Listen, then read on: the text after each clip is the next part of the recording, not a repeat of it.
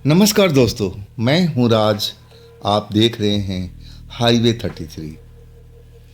दोस्तों, ये कहानी अरुण की है, उत्तराखंड के रहने वाले। आइए, जो इनके साथ में घटना घटी थी ना, साल था 2001। अरुण एक बिजनेस करते थे, खुद का अपना, लेकिन एक लड़की से प्यार कर बैठे। अब प्यार वो पार्टनरशिप में बदल गई थी। वो लड़की किसी तरह से अरुण का दौलत हथियाना चाहती थी। अरुण को वो नशे के आदत में डाल चुकी थी। अरुण घर पर रहते, दारू पीते रहते। ऑफिस वो लड़की संभालती थी, उनकी प्रेमिका। जो जहां कहती वो साइन कर देते। और एक दिन वो सब कुछ लेकर के फुर उड़ चुकी थी। पता भी नहीं चला कि कब उनका ऑफिस भी खाली हो चुका। फर्नीचर तक बिक गए थे। जब पता चला ना, तो उनकी दुनिया उजड़ चुकी थी। वो कहीं के नहीं रहे थे।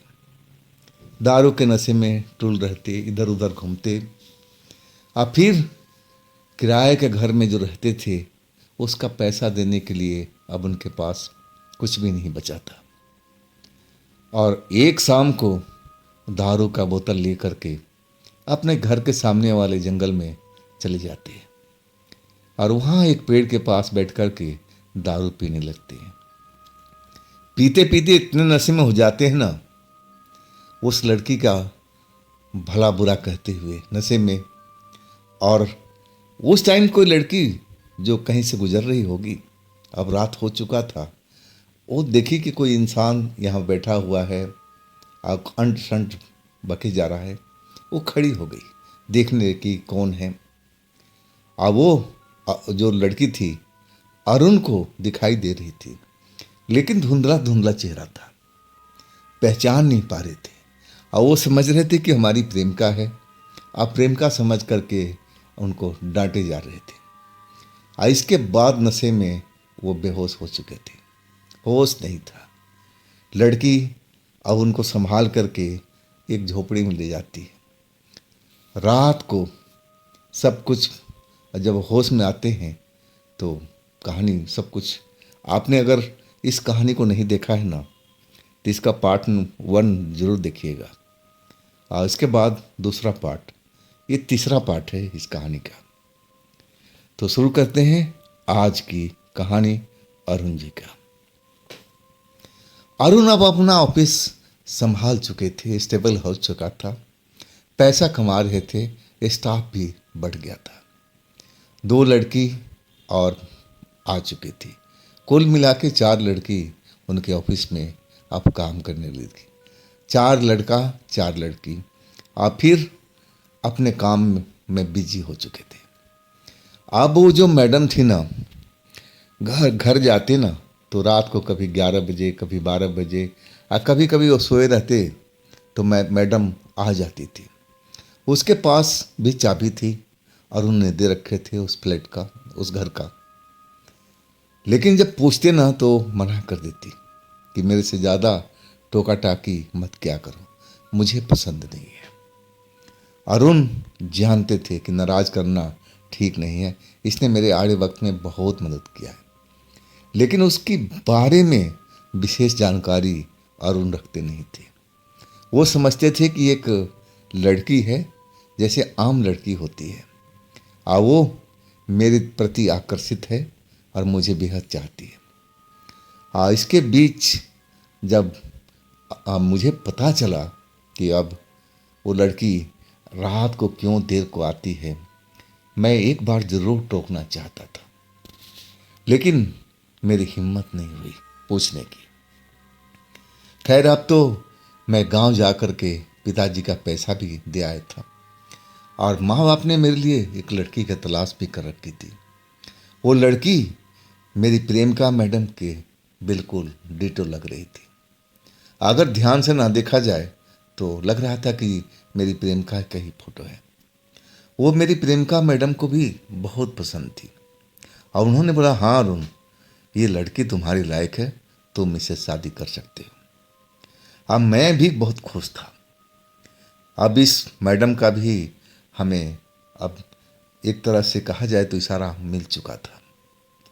अब अपना ऑफिस को संभाले जा रहा था और फिर पैसा जोड़ने के चक्कर में लग चुका था। मैडम का वही हाल था, रात देर रात में आती और सुबह होने से पहले निकल जाया करती थी।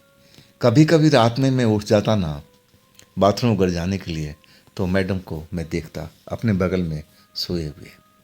मेरे अब जो पूछने का अंदाज था ना थोड़ा बदल चुका था। मैं मैडम से अब थोड़ा प्यार से पूछने लगा कि मैडम जी, आप रात भर कहाँ रहती हैं, दिन में कहाँ रहती हैं, और रात में आप इस जगह पर आ जाती हैं, बाकी दिन में कहाँ रहती हैं, आप कुछ बताती नहीं। लेकिन ये सवाल बहुत मैं घुमा फिरा करके प्रेम से पूछा करता था। अब मैडम जवाब भी देती थी, वो भी मुझे घुमा देती थी। कहती थी देखो, मेरा भी अपना काम धंधा है, अपना एक दुनिया है, मैं इस दुनिया में रहती हूँ, मुझे भी अपना भविष्य को देखना होता है ना। तो मैं काम नहीं करूँगी तो फिर हमारा कैसे धर्म कर्म चलेगा। मेरे माता पिता तो बाहर हैं, विदेश हैं, मैं ही इस जगह पर हूँ, मेरी भी अपनी प्रॉपर्टी है, सबका देख रेख करना होता है।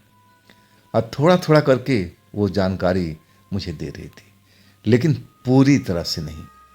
मैं सोचा था कि एक दिन पूरी जानकारी मैडम दे देगी, लेकिन ऐसा कोई अभी वक्त नहीं आया था।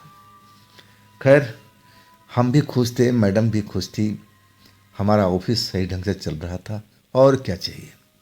हमारी दुनिया फिर से अब आबाद हो चुकी थी। मैं जो पैसे पैसे का मोहताज हुआ था, वो अब एक तरह से बुरा सपना बन चुका था। और वो बुरा सपना मुझे कभी कभी रात में आता था। मैं अपने आप को उसी हालात में पाता था। और वो प्रेम का लड़की को मैं कभी भूला नहीं था, ना भूलना चाहता था। मुझे पता था कि दुनिया गोल है, दुनिया बहुत बड़ी है, कभी न कभी उससे ज़रूर मेरी मुलाकात होगी। अब बस मैं उसे एक ही सवाल पूछूंगा, मैं ये नहीं पूछूंगा कि मेरे साथ में तूने ऐसा क्यों किया। मैं एक ही सवाल उससे पूछूंगा कि देख, तुझे पैसा चाहिए तो मैं कभी तेरा हाथ नहीं रोका था, सब कुछ तो तेरा ही था, तो तूने मेरे साथ में ऐसा धोखा क्यों किया। तू एक लफ्ज़ बोल देती कि हाँ अरुण, तुम मुझे पसंद नहीं हो, मेरा कोई पसंद और है, तब भी मैं तुझे नहीं रोकता। तू जहाँ कहती, जहाँ जाती, मुझे कोई एतराज़ नहीं था। लेकिन मेरे को कंगाल बना करके एक तरह से सड़क पर डाल दिया था। मैं तो, मेरे पास में घर का किराया देने के पैसे नहीं बचे थे, ऐसी मेरी हालात हो चुकी थी।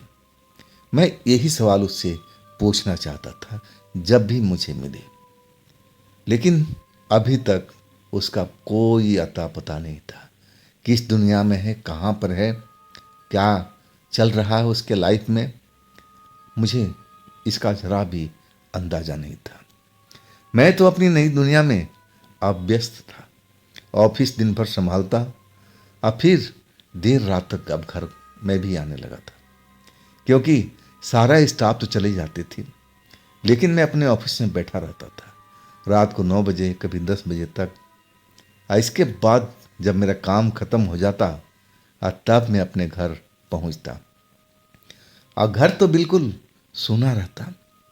ना तो मेरी प्रेमिका मैडम होती थी, और उनका भी तो अपना दुनिया था, उस दुनिया में अपना जी रही थी।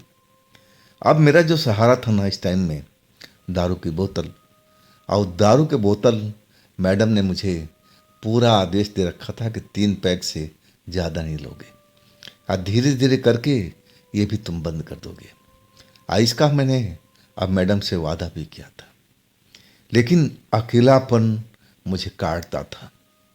मैं घर में आकर के पागलों जैसी हालत हो जाती, मैं देखता रहता, मुझे लगता कि मैडम कहीं आसपास में ही है, मैं आवाज़ दूंगा तो आ जाएगी।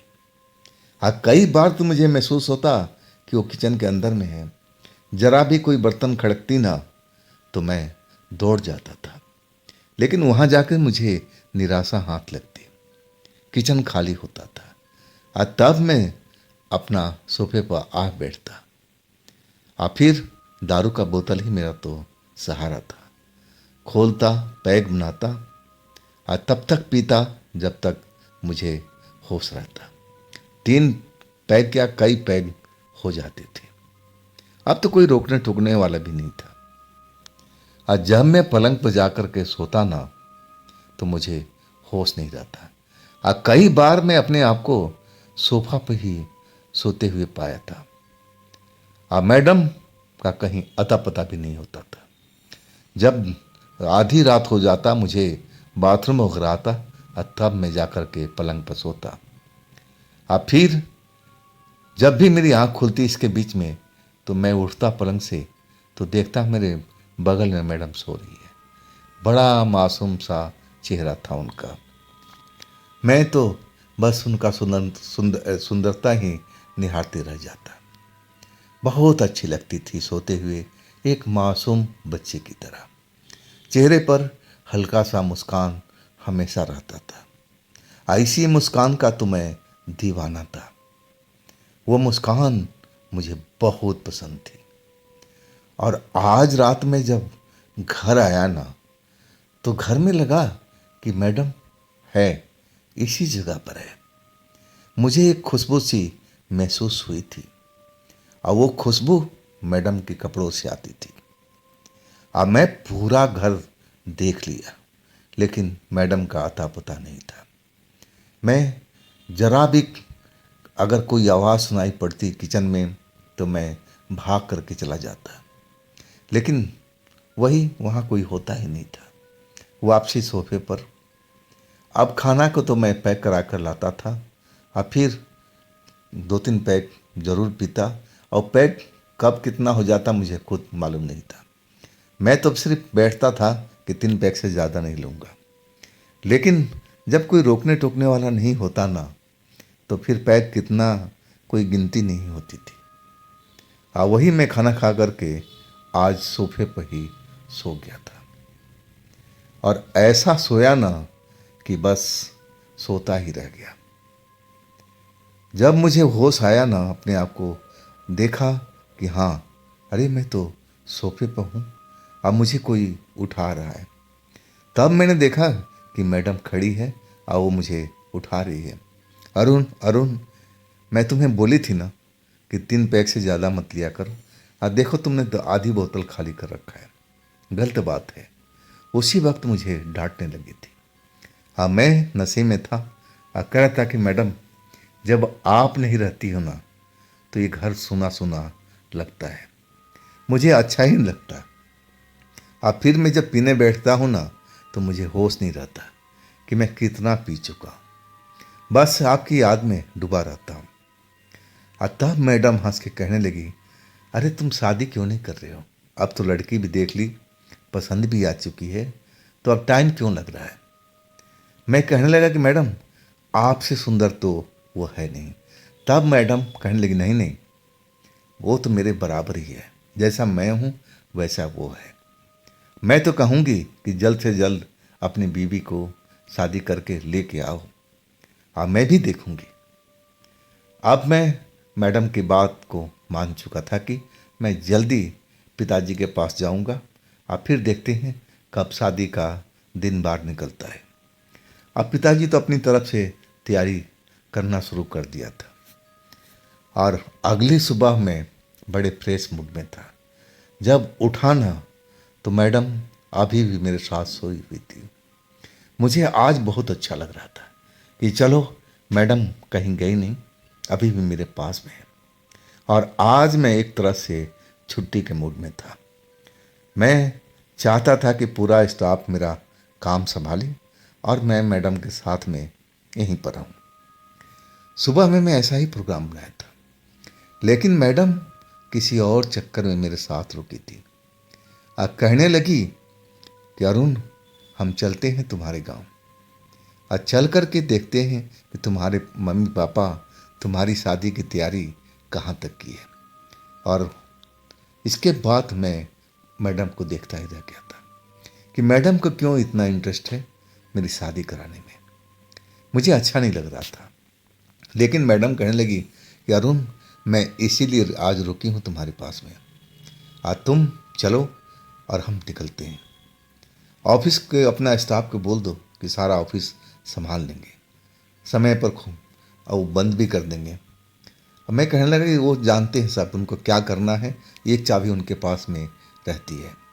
एक लड़की थी जो मैं उसको बहुत एक तरह से भरोसे में ले रखा था और वो भरोसे लायक थी भी। चाबी वगैरह सब कुछ वही संभालती थी और जो भी हिसाब किताब होता था सब कुछ वही देखती थी। अब एक तरह से पूरा ऑफिस का इंचार्ज थी वो। अब मैं भी, अब मैडम भी, अब 10 बजे तक इसी विषय पर बात करते रहे। मैं मना कर रहा था कि देखिए मैडम, बहुत दिनों के बाद आज मेरे साथ में दिन में हो, हम कहीं घूमने फिरने चलते हैं, गांव जाने का जिद छोड़ दो। लेकिन वो जो मेरी प्रेमिका मैडम थी ना, बार बार गांव जाने के लिए कह रही थी वो अपनी जिद पर अड़ी हुई थी और लास्ट में हमें गांव जाने को अब तैयार होना पड़ा। अब मेरे पास में बाइक नहीं कार आ चुकी थी। अब मैडम के दबाव में आकर के मुझे निकलना पड़ा। जब हम निकले ना तो दोपहर हो चुकी थी। मेरे बगल में मेरी प्रेम का मैडम बैठी थी। हवा का तेज झोंका जब आता था, खिड़की हम खोल के चल रहे थे और जुल्फें उड़ने लगती थी। ये चीज़ मुझे बहुत ही पसंद था। मैं ज़्यादातर अपनी खिड़की खोल करके फ्रेश हवा का आनंद लेते हुए चलता था। और जब हम अपने गांव के जगह पर पहुंच गए, जिस जगह पर मैडम ने रुकवा दिया था कि गाड़ी यहीं रोक दो, बाइक यहीं रोक दो, जब पिछली बार हम गए थे, लेकिन आज उन्होंने ऐसा नहीं कहा। वो कहने लगी कि देखो, सीधा चलते रहो घर तक, लेकिन तुम मुझे क्या बताओगे अपने माता पिता से कि मैं कौन हूं। तब मैंने झट से कह दिया कि आप मेरे ऑफिस का इंचार्ज हो। तब वो लड़की मुस्कुरा करके मैडम जी कहने लगी, तुम्हारे माता पिता इस पर विश्वास करेंगे? नहीं करेंगे। इससे बेहतर है कि जैसे हम पहली बार रुकी थी उसी जगह पर अब मुझे उतार दो, आज तुम जाओ अपने घर पर। मैडम जब बोली ना, ये बात मुझे बड़ा ही अजीब लगा। एक निराशा भी मुझे घेर लिया था कि यहाँ पर आकर के मैडम क्यों अटक जाती है, मेरे घर पर क्यों नहीं चलती है, मेरे माँ बाप से क्यों नहीं मिलती है। अब आज मैं समझ गया था, मैडम शर्माती थी, वो घबराती थी कि कहीं माता पिता मेरे उनके बारे में पूछताछ करने लगे तो मैं क्या जवाब दे पाऊंगा, उनको विश्वास होगा। अब मुझे समझ में आ चुका था। अब मैं भी अब यही सोचने लगा कि मैडम जो कर रही है ना, ठीक ही तो है, अपनी पहचान छुपा रही है। और मेरी तो अब शादी भी होने वाली थी। आज सही मायने में मैं उसी जगह पर कार रोक दिया था। मैडम कार से उतर करके फिर उसी पत्थर पर बैठ गई थी और कहने लगी, करुण जाओ और जाके देखो क्या चल रहा है शादी की तैयारी। अब फिर मैं तुम्हारा यहीं पर इंतजार कर रही हूँ, जितना टाइम चाहे तुम ले सकते हो। अगर ज़्यादा टाइम हो तो मैं इधर में कहीं घूमने फिरने निकल जाऊंगी, लेकिन मैं देखती रहूंगी। जब तुम्हारी कार आएगी ना तो मैं इसी जगह पर, इसी पत्थर के पास में तुम्हें मिल जाऊंगी। अब तुम बेझिझक जा सकते हो। मुझे अच्छा तो नहीं लग रहा था, लेकिन मैं चल पड़ा। घर पहुंचा, माँ बाप मेरे बहुत खुश थे और सब बताने लगे कि देखो शादी की तैयारी यहाँ तक पहुँच गई है और आप हमने पंडित से दिन बार भी निकलवा लिया है। अब फलाने तारीख को शादी है और इसके बाद तुम 1 हफ्ता पहले ही यहाँ पर आ जाना। मैं कहने लगा, मेरे पास में इतना टाइम नहीं है कि मैं यहाँ पर 1 हफ्ता पहले आकर के इंतज़ार करूँगा। मेरा ऑफिस है, मैं अपना ऑफिस को छोड़ नहीं पाऊँगा। मैं कहने लगा, जो तैयारी करना है आप लोग करो, मैं तो जब बोलोगे कि शादी कल की है 2 दिन हैं बाकी, अगर कोई तब मैं आ सकता हूँ, मेरे पास वक्त की बहुत कमी है। मैं अपने माँ बाप को पूरा यही सब बता रहा था। वो थोड़ा गुस्सा तो जरूर थे, लेकिन वो समझ रहे थे कि अगर मैं अपना ऑफिस छोड़ दिया तो नुकसान भी तो हो सकता है। इसलिए वो तैयार हो गए थे। अब फिर मैं कहने लगा कि मैं अब निकल रहा हूँ क्योंकि मुझे ऑफिस भी तो देखना है। पिता रोकते रह गए कि कम से कम एक रात तो रुक जा। मैं कहने लगा जब शादी हो गई तो मैं ज़रूर रुकूंगा, लेकिन अभी मेरे पास में वक्त नहीं है, मुझे अब निकलना ही पड़ेगा शहर की तरफ। अब फिर मैं अपनी कार में बैठा और निकल पड़ा। जब मैं वापसी आया ना तो टाइम ज़्यादा लग चुका था, कम से कम 3 घंटे का समय निकल चुका था। जब उस जगह पर पहुंचा ना तो पूरा अब शाम होने वाली थी। अंधेरा हर तरफ हो रहा था, सूरज डूबता हुआ दिखाई दे रहा था। और जब पत्थर के पास पहुंचा ना तो वहां पर मैडम थी ही नहीं। मुझे लगने लगा कि कहीं आसपास चली गई होगी। अब हमारे यहाँ तो ऐसी ही जगह होती है देखने लायक, जंगल, जंगलात, झरना, नदी, बड़ा ही अनोखे दृश्य होते हैं। और वो शायद कहीं पर बैठी होगी, कहीं और पर। और मैं कार रोक करके अब नीचे उतर चुका था। अब फिर मैं थोड़ा सा घूमते हुए आगे की तरफ बढ़ने लगा कि मैडम कहाँ पर है, मैं देख तो लूँ। अभी मैं ज़्यादा से ज़्यादा 50 कदम ही आगे बढ़ा होगा और तभी ऐसा लगा कि कार का हॉर्न बजने लगा। और जैसे ही कार का हॉर्न बजा ना तो मैं वापसी के लिए मुड़ा तो देख रहा हूँ कि मैडम कार में बैठी हुई है। मुझे बड़ा आश्चर्य हुआ कि ये आसपास में कहीं दिखाई नहीं दे रही थी और अचानक कार के अंदर कैसे बैठ गई। हालांकि कार खुला हुआ था। मैं फिर वापसी हुआ दौड़ता हुआ और मैं हैरानी से पूछने लगा, आप तो मुझे कहीं दिखाई नहीं दी और अचानक कार में। तब वो कहने लगी कि मैं सरप्राइज देना चाहती थी, तुम थोड़ा परेशान हो जाते। मैं तो चाहती थी कि तुम भटको, इधर उधर मुझे ढूंढो, लेकिन समय ज़्यादा हो चुका था, हमें वापसी भी चलनी पड़ेगी ना। अब मैं मुस्कुरा पड़ा था मैडम की उस अदा पर। यही अदा तो मुझे ज़्यादा पसंद था। फिर हम वापसी के लिए चल पड़े थे। जब घर पहुंचे ना तो रात हो चुकी थी। अब एक ढाबा से हम खाना पैक करा चुके थे। फिर अपने टेबल पर बोतल खुली हुई थी, हम खाना खा रहे थे दोनों जने। और अचानक जो हमारी प्रेमिका मैडम थी वो मेरी तरफ घूर करके देखने लगी। मैं उनका अंदाज देख करके थोड़ा घबरा गया था कि आखिर ये मेरी तरफ घूर कर ऐसा क्यों देख रही है। और तब वो कहने लगी कि सुनो अरुण, तुम्हारी शादी हो जाएगी, तुम्हारी पत्नी आ जाएगी तो तुम मुझे तो भूल ही जाओगे ना। मैं कहने लगा नहीं मैडम, पत्नी अपनी जगह है और आपका जो दर्जा है अलग है, आप तो मेरे हमेशा दिल में रहेंगे। मैडम मुस्कुराने लगी और फिर खाना खाने लगी। हम लोग, अब मैं अपना पैक 3 पैक तो ले चुका था, आज तो मुझे रोकने टोकने वाली भी थी।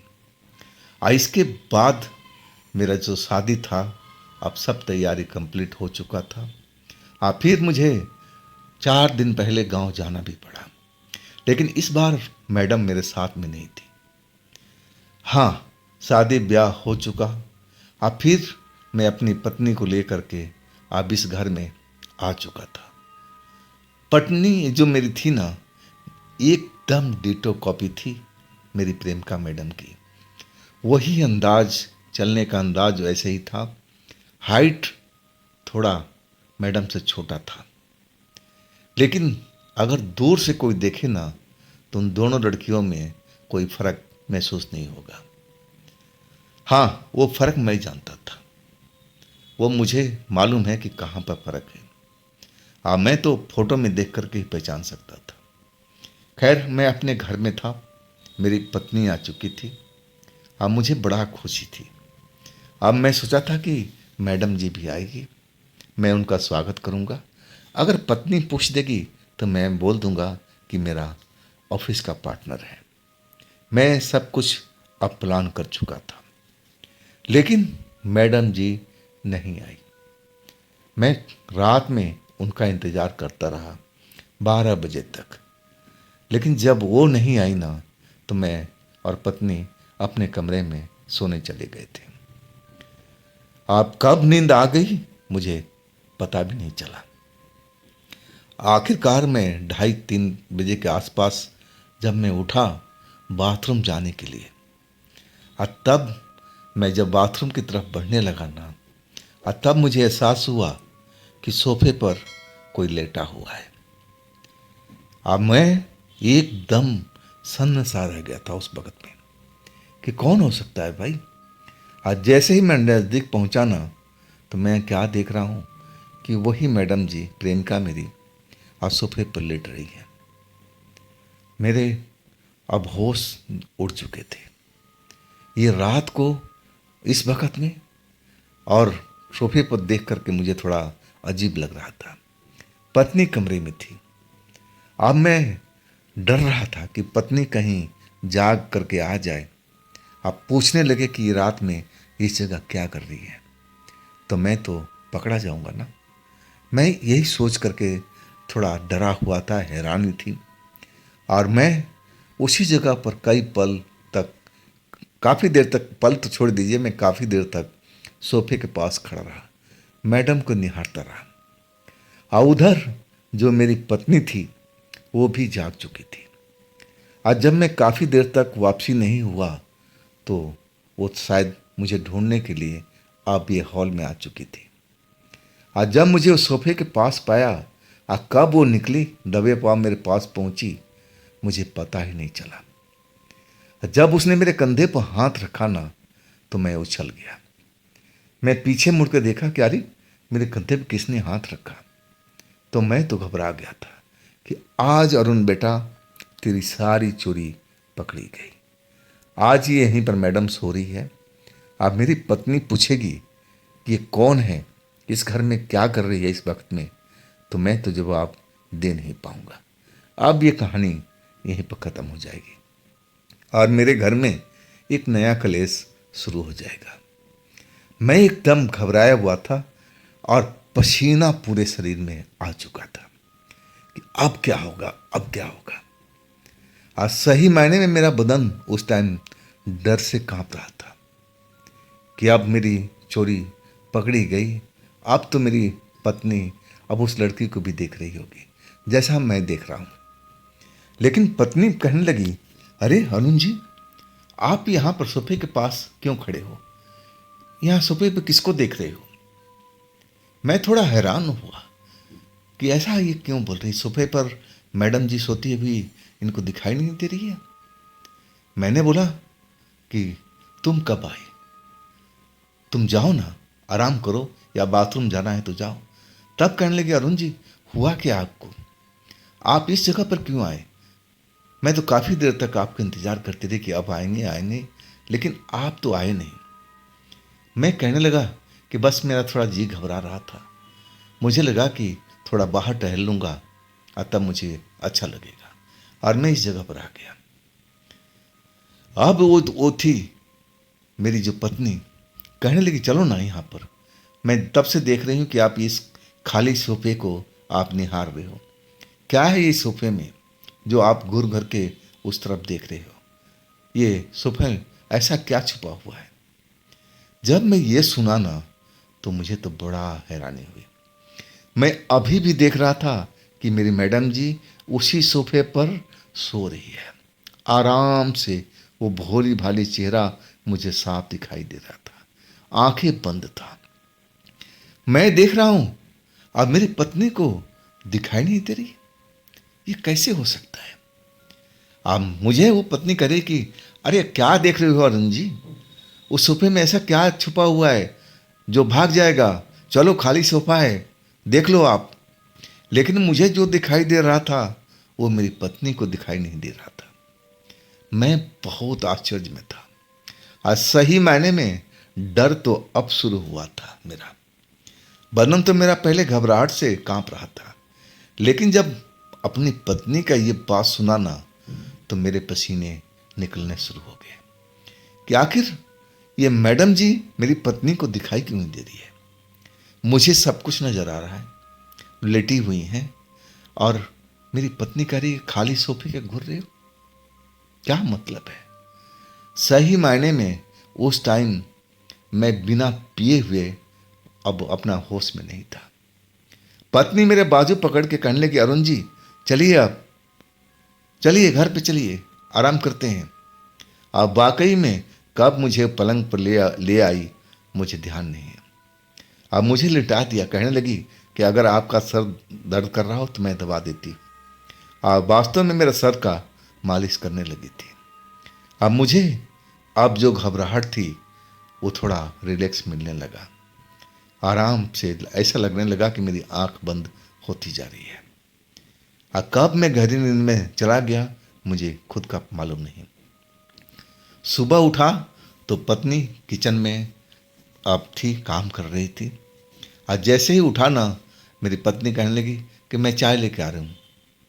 अब फिर पत्नी चाय लेकर के पलंग पर हाजिर हो गई। उसको पता था कि मैं सुबह उठते ही चाय की जरूरत पड़ती है, और लेके आ गई। मैं उसका चेहरा देख रहा था कि ये भी कितनी सुंदर है, बिल्कुल मैडम जी की कॉपी लग रही है। ये क्या संजोग है जो ऐसा शक्ल सूरत दोनों का एक जैसा दिख रहा है। हाँ, इसकी जो हाइट है थोड़ी छोटी है, बस यही फर्क है। एक फर्क और था जो मैं बहुत देखने के बाद मुझे पता लगा था। जब मैंने फोटो देखा था, मैडम जी को देखा था, और तब मुझे वो चीज़ का फर्क मिला था। फिर मैं अपनी पत्नी की तरफ देखने लगा। मैं बोला कि 1 मिनट अभी आया, चाय रखो, बैठो तुम। अब फटाफट हॉल में पहुंचा। मैं बाथरूम जाना चाहता था, बहाने से इसको बोल के आया था। आज जब मैं सोफे पर पहुंचा ना, तो अभी भी वो मैडम जी सो रही थी, और लग रहा था कि बहुत थकी हारी हो और गहरी नींद ले रही हो। बड़ा आश्चर्य हुआ मुझे तो। अब देख करके चक्कर आने लगा कि चलो रात की बात थी, मैडम जी ना दिखी हो, लेकिन अब तो सुबह हो चुका है, मेरी पत्नी को अभी क्यों नहीं दिखाई दे रही। अब मुझे डर भी लग रहा था, अगर पत्नी ने देख लिया तब क्या होगा। मैं मैडम जी को उठाने लगा। आज जैसे ही हाथ लगाया मैडम जी को, अब आंख खुल चुकी थी। अब फिर वो घबरा के उठी, अरे मैं तो काफी देर तक सोती रह गई। मैं कहने लगा, मैडम जी मुझे आपसे बहुत सारी बात करनी है। तब वो कहने लगी कि देखो, तुम मुझसे बात मत करो, तुम्हारी पत्नी तुम्हारे इस घर में है, आओ हम लोग देखेगी न बात करते हुए तो थोड़ा वो डर जाएगी, उसको अंदाज़ा नहीं होगा कि आखिर मैं कौन हूँ। मैं कहने लगा कि उसको आप दिखाई नहीं दे रहे हो, ये चक्कर क्या है। वो मैडम मुस्कुराने लगी, कहने लगी ऐसा कैसे हो सकता है, वो जानबूझ करके अनजान बनी है, मैं सब कुछ जानती हूँ, अभी बुलाओ, देखो वो मुझे देख लेगी। अब मैं एकदम घबरा गया कि अगर उसको दिखाई दे देगी मैडम जी, तब सवाल की झड़ी अब बहुत सारी आ चुकी होगी। लेकिन बार बार मैडम जी कह रही थी, अरे बुलाओ तो सही, बुलाओ तो सही। और तब तक जैसे उसको पता चल चुका था कि मैं हॉल में हूँ और उसी सोफे के पास में हूँ, और मैं बातचीत जो कर रहा था मैडम जी से, कान में उसकी आवाज़ पड़ गई होगी। और वो चलते हुए कहने लगा, अरुण किससे बात कर रहे हो। अब फिर वो हमारे पास में आ चुकी थी। अब फिर कहने लगी, फिर आप इस सोफे पर क्या देख रहे हो, ऐसा क्या है इस सोफे के अंदर में जो फिर सुबह सुबह आके खड़े हो गए। मैं बहुत हैरान था, और जो मैडम थी ना, उसकी चेहरे पर एक चमक थी, मुस्कुराहट थी, और मुझे देख करके मुस्कुरा रही थी। मुझे कुछ समझ में नहीं आ रहा था ये सब चल क्या रहा है। ये मैडम अब मेरी पत्नी को दिखाई क्यों नहीं दे रही है, ये राज क्या है। मैं बिल्कुल इस चीज से अनजान था। मेरी पत्नी कह रही कि चाय ठंडा हो रहा अरुण जी, फिर आप इस जगह पर आ गए। ये सोफा में क्या रखा हुआ है ऐसा जो इस सोफे के पास में आकर के आप खड़े हो जाते हो? अब बात आप किससे कर रहे थे? इस सोफे से। आप करके दिखाओ अब बात। मुस्कुराते हुए मेरी पत्नी कहने लगी। अब फिर मैं हैरानी से मैडम को देख रहा था। मैडम उसी सोफे पर बैठी हुई थी, मुस्कुरा रही थी। अब मैं कभी अपनी पत्नी का चेहरा देखता, कभी मैडम का। अब मेरी पत्नी कहती कि अरुण जी, बार बार उस सोफे पर क्या देख रहे हो? मुझे तो लग रहा है ये सोफा यहाँ रहना ही नहीं चाहिए। मैं इस सोफे को कबाड़ी वालों को बेच दूंगी। मुझे लग रहा है कि सोफा में आपका दिल छुपा हुआ कहीं। मुझे अच्छा नहीं लग रहा है। ये सोफा मैं जल्द से यहाँ से हटा दूंगी। वो पता नहीं क्या क्या बोलती जा रही थी। आज सब कुछ मैं सुनता जा रहा था। मैडम के चेहरे पर मुस्कुराहट गहरी होती जा रही थी। अब मुझे तो लग रहा था कि मैं कहीं चक्कर खा करके बेहोश ना हो जाऊं। लेकिन मेरी पत्नी ने मुझे एक तरह से संभाल रखा था, हाथ पकड़ रखी थी और खींचते हुए कहने लगी, चलिए कमरे में, चाय ठंडी हो जाएगी। अब फिर मैं जादू से चलता हुआ अपने कमरे में आ चुका था। अब फिर कप में, मेरे हाथ में कप मेरी पत्नी ने पकड़ा दिया कि अरुण जी चाय पीजिए, देखिए ठंडी हो जाएगी। अब फिर मैं चाय का घूंट भरने लगा था। मेरा जो चेहरा था ना, पसीने से तरबता था। अब मेरी पत्नी कह रही कि ऐसा क्या हो गया, ये आपको पसीना क्यों आ रहा है, इतना डरे हुए क्यों दिखाई दे रहे थे? लेकिन मैं क्या बताऊं कि मेरी वहां पर प्रेमिका बैठी हुई है और तुम्हें क्यों नहीं दिखाई दे रही है। मैं कुछ समझने की कोशिश तो कर रहा था, लेकिन दिमाग काम नहीं कर रहा था कि आखिर ऐसा क्यों हो रहा है। मैं देख रहा हूं मैडम जी को, अब मेरी पत्नी देख नहीं पा रही है। ये रहस्य क्या है? ये रहस्य को मैं सुलझाना चाहता था। आज जल्द से जल्द मैं चाय पी करके कहने लगा, मैं जरा बाथरूम से होकर आता हूँ। और सुनो, मेरे पीछे पीछे आने की ज़्यादा शौक मत रखो। और फिर बिना कोई जवाब लिए मैं उस जगह पर पहुँच गया। और वही तो रास्ता था बाथरूम का। जब मैं सोफे पर पहुँचा ना, तो मैडम जी वहाँ पर थी ही नहीं। कहाँ चली गई कुछ भी मालूम नहीं। मैं पूरी तरह से हर घर में घूम कर देख लिया। आज जब मैं अपने पत्नी के घर में आया ना, तो मेरी पत्नी कह रही थी, क्या ढूंढ रहे हो, क्या खो गया है आपका? मैं कोई जवाब नहीं दे पा रहा था। पत्नी ऐसा मुझे देख करके थोड़ा हैरान जरूर हो गई थी। अब वो सोच नहीं पा रही थी कि मेरे साथ में कुछ हुआ तो नहीं है, मेरी तबीयत तो ठीक नहीं है। शायद उसको यही लग रहा था। अब मुझे लग रहा था कि ये सब चल क्या रहा है। मैडम जी मुझे दिखाई देती, मेरी पत्नी को नहीं। और फिर अचानक मैडम जी गायब कहाँ हो गई। ये विचित्र पहेली थी जिसे मैं हल नहीं कर पा रहा था। आखिरकार मैं अपने पत्नी के कमरे में आ चुका था और इसके बाद मेरा जो दिल की धड़कन थी बढ़ती जा रही थी। कब मुझे चक्कर आ गया या बेहोशी आ गई, मुझे खुद पता नहीं। इसके बाद मेरी तबीयत बिगड़ चुकी थी। जब मैं नींद से जागा या होश में, यूँ कहें कि होश में आया ना, तो मैं अपने आप को हॉस्पिटल के बेड पर पाया था। मेरी आंख कब खुली थी मैं देख करके खुद हैरान था। मैं क्लीन से रहने वाला व्यक्ति, अब मेरी दाढ़ी बड़ी बड़ी हो चुकी थी। अब मेरी पत्नी बगल में बैठी, मेरे बूढ़े माँ बाप गांव से आए हुए, कुछ और भी रिश्तेदार थे जो उस टाइम उस जगह पर थे हॉस्पिटल के अंदर में, और सब खुश थे कि मैं अब होश में आ चुका हूँ, ठीक हूँ। लेकिन मैं इस जगह पर आया कैसे, मुझे हुआ क्या था, ये कहानी मुझे समझ में नहीं आ रही थी। और तभी मेरी माँ मेरे पास में आई और कहने लगी, बेटा हुआ क्या था तेरे को, कैसे तू बेहोश हो गया था, ऐसी कौन सी बीमारी तुझे पकड़ ली बेटा? डॉक्टर तो बता रहे थे कि सब कुछ ठीक है, लेकिन ये तेरी बेहोशी टूट नहीं रही थी।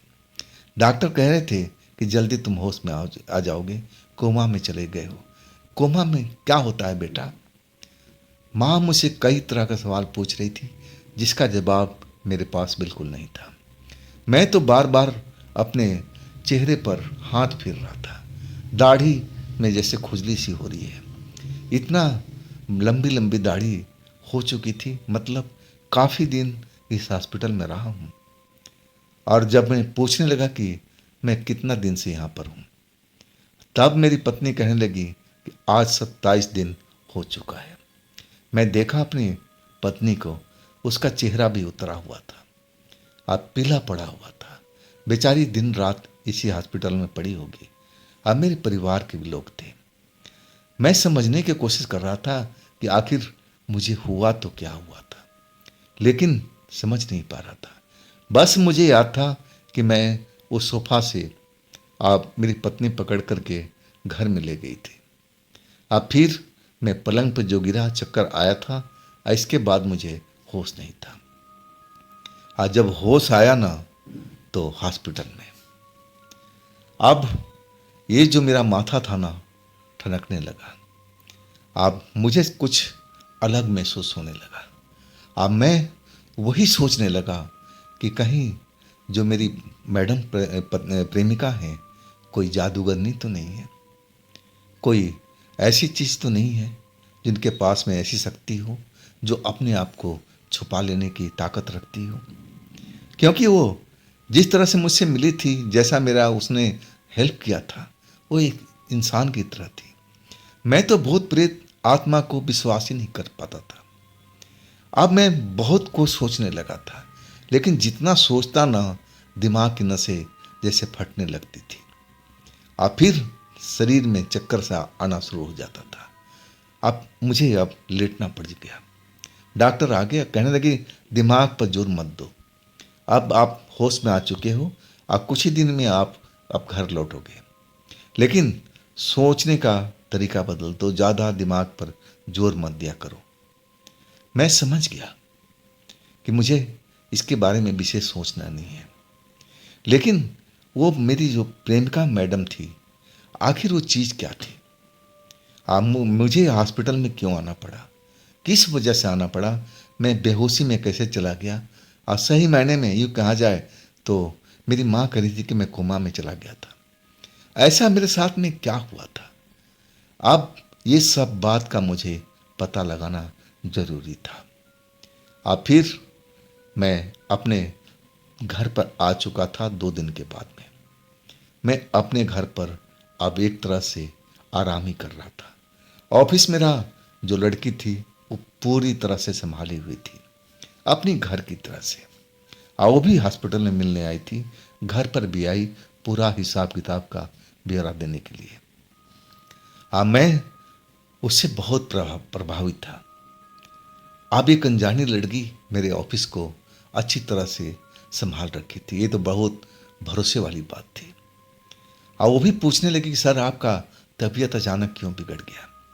मैं उसको कोई जवाब नहीं दे पा रहा था। मैं तो उस पहेली को अब हल करने में लगा था। और मुझे घर में 2 दिन से मैडम जी का दर्शन नहीं हुआ था। तो आखिर वो मैडम जी कौन थी? आप क्यों नहीं मेरे सामने में आ रही है? तो दोस्तों, ये थी कहानी अरुण जी की। इसका जो अंतिम भाग है ना, मैं जल्द से जल्द लेकर के आऊँगा। थोड़ा सा आपको इंतज़ार करना पड़ेगा। और ये आज का जो पार्ट है, पार्ट 3, ये आपको कैसा लगा? कमेंट में ज़रूर जवाब दीजिएगा। आपकी जवाब का मुझे इंतज़ार रहेगा, क्योंकि आपके जवाब से मेरा हौसला थोड़ा बढ़ जाता है। और फिर दोस्तों, ये भी चैनल आप ही का है, इसको भी अपना प्यार दीजिए, लाइक कीजिए, सब्सक्राइब कीजिए, अपने दोस्तों के पास शेयर जरूर कीजिए। और फिर हम मिलते हैं ना अगले दिन एक दूसरी कहानी में। और आप अपना ख्याल जरूर रखिएगा। नमस्कार।